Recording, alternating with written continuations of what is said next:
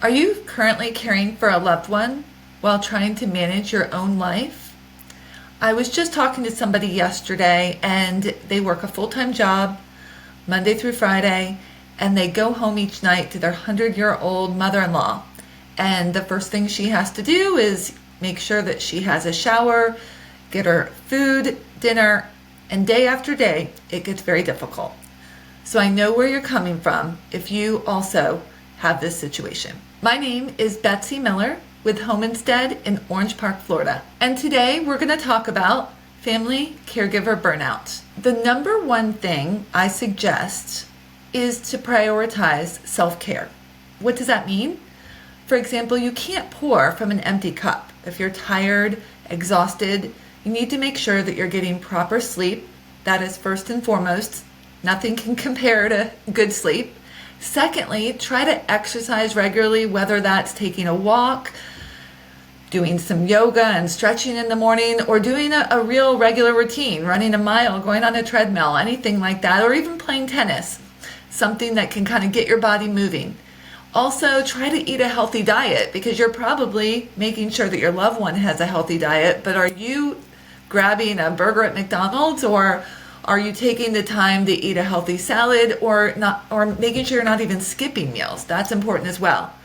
Lastly, do things that you enjoy with family and friends. Make sure that, if you live with your husband, you're spending time talking to him, watching a TV show together. If you have friends, meeting up with them for lunch every once in a while, or even a phone call. Number 2, separate yourself from being a caregiver and a daughter.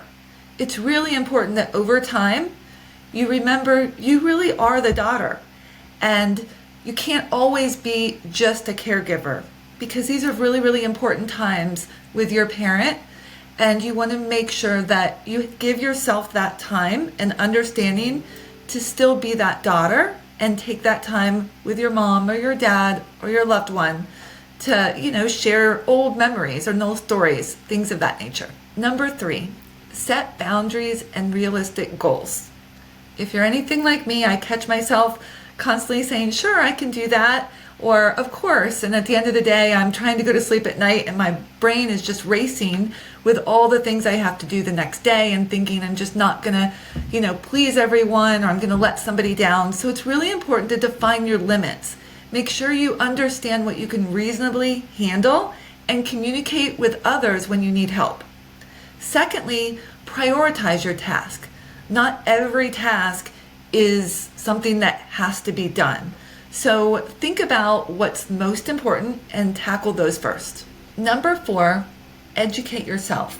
Many times when I'm talking to my friends that are dealing with this type of situation, they're, overwhelmed. They don't really know everything that they need to know because this is a new situation that they've never dealt with before.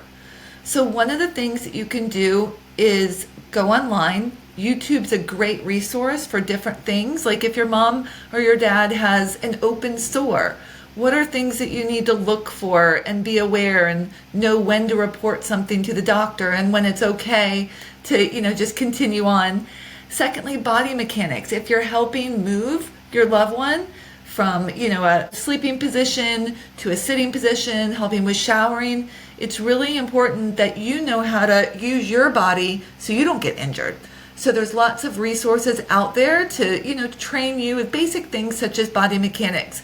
In our agency, when our caregivers go out, if we know that a loved one is also helping when we're not there, we will take the time to just give them some tips and tricks on body mechanics so they can keep themselves safe. Lastly, there's a great resource called caregiverstress.com that you can just type in a topic and it will pull up a lot of information for you just to provide you with things you may not know, especially dementia, which is a very difficult, situation to navigate if you don't really understand where your parent is coming from. So you may try to reason with them, and that might not be the best solution. So some behavior techniques that you can quickly learn are available at your fingertips if you just give yourself a chance to research that online or reach out to an agency like Homestead that might have those resources available for you for free. Number 5, building a support network.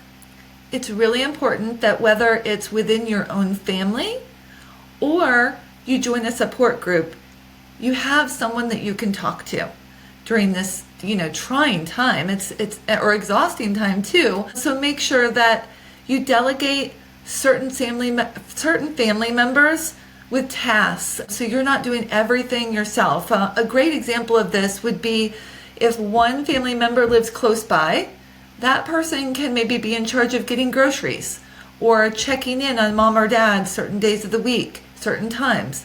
If there's a family member that lives far away, maybe they can help with finances and paying bills, because a lot of that can be done online. I also get calls from family members that live far away because they're doing all that research. They're calling to, find out what resources are available. And then once they have, the names of 3 companies or 3 resources, they give that to the one that lives close by, just to kind of help with all that legwork. In terms of support groups, Alzheimer's dementia, there are lots of support groups. Depending on the diagnosis of your loved one, there might be a support group as well. So don't forget to reach out. Churches are also a great way to get support. Just take a look around and make sure that you find support during this time. Number 6, hiring a home care agency. This is an option, especially when you're feeling overwhelmed. Many times when we get a call, it's at the breaking point, when that family has gone and they're exhausted and they don't know what to do, so they call us. Sometimes I just wish that they called us, a month earlier, or, even a week earlier, because at that point, it's just almost where they're like, their hands are up and they're ready for anything that's available. So getting that break, even if you want to start with 3 days a week, 4 hours a day, that's a great starting point, just to be able to let yourself take a quick nap, get some time to yourself, get that shower, get out of the house to go grocery shopping on your own. 4 hours goes by really quickly, but it's a great start. So just remember, there are support agencies out there that can help with those basic things that can just really be a lifesaver for you in the end. To learn more, and if you're interested in working with us, you can go to our website at www.homeinstead.com/193.